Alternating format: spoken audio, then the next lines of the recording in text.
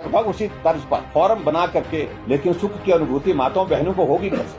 अधिकांश महिलाएं तो उसमें पात्र ही नहीं कि अब की बार मुंह की खान करें। कुछ अधिकारी सीमाओं को लांग रहे हैं। इस सरकार का भविष्य नहीं है लंबा। हिमाचल प्रदेश सरकार की ओर से खुलेआम आदर्श चुनाव आचार संहिता का उल्लंघन करने की दृष्टि से एक नहीं अनेकों घटनाएं हमारे सामने आ रही है। और सबसे बड़ी घटना जिसका मैं जिक्र आज आपके सामने करना चाहूंगा, एक योजना उन्होंने घोषित की है, स्वर्गीय इंदिरा गांधी प्यारी बहना सुख सम्मान निधि योजना। लेकिन सुख की अनुभूति माताओं बहनों को होगी कैसे? अगर उस क्राइटेरिया को अगर हम देखें, जो क्राइटेरिया तय किया है, उस क्राइटेरिया में तो हम इस बात को देख रहे हैं कि बहुत सारी महिलाएं इसमें पात्र ही नहीं होंगी। किसी को पेंशन मिलती है परिवार को, तो वो पात्र नहीं होंगे।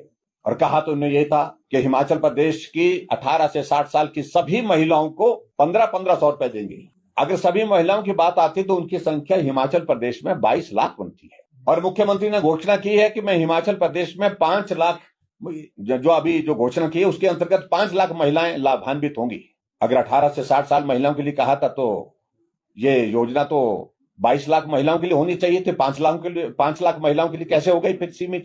अगर 22 लाख महिलाओं को आपने 1500 रुपए अगर देने की अगर बात करनी है तो एक साल में बजट का प्रावधान आपको 4000 करोड़ रुपए करना पड़ेगा। उसके लिए बजट में जिक्र ही नहीं है। फिर भी उसके बावजूद कहा कि 800 करोड़ रुपए इसके लिए खर्च करेंगे 5 लाख महिलाओं के लिए जो देंगे। और 5 लाख महिलाएं हैं कौन? अब जब उसकी जो नोटिफिकेशन आई तो उसमें हमने वो देखा कि वो तो महिलाओं का नंबर बहुत कम रह गया इसमें जिनकी पात्रता है। मैं यही कहूंगा कि हिमाचल प्रदेश के 50% आबादी लगभग महिलाओं की है, माताओं बहनों की है। उनके साथ इस प्रकार का भद्दा मजाक करना, उनको बार बार जलील करना। लोग विधानसभा के चुनाव में झूठ बोल करके उनसे वोट लिए, लेकिन उनके लिए जो वादा किया था उसको पूरा किया नहीं। आप फिर उसी वादे को फिर लोकसभा के चुनाव में दोहरा रहे हैं। इससे बड़ा अपमानजनक जो है मजाक जो है वो कोई और हो नहीं सकता है। और झूठ बोलने की बात, मैंने हमेशा इस बात को कहा है कि झूठ बोलने के तमाम रिकॉर्ड हिमाचल प्रदेश में सुखविंदर सिंह सुक्खू जी ने पूरे कर लिए हैं।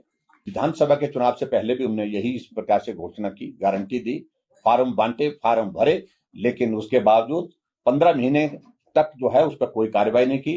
अब लोकसभा के चुनाव आ गए तो लोकसभा के चुनाव से पहले भी उन्होंने वही प्रक्रिया शुरू की है और बजट में प्रावधान नहीं है उस स्कीम के अंतर्गत।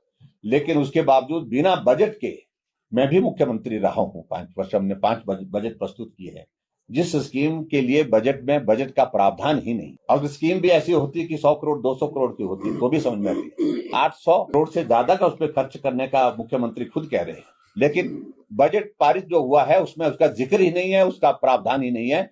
ये सबसे बड़ा हास्यास्पद है मुख्यमंत्री की कार्यशैली पर और उनकी सारी हड़बड़ाहट पर, जिस प्रकार से लोकसभा के चुनाव में वो महिलाओं के वोट को फिर से गुमराह करके हथियाना चाह रहे हैं। और मैं इस बात को कह सकता हूं कि अब की बार मुंह की खानी पड़ेगी।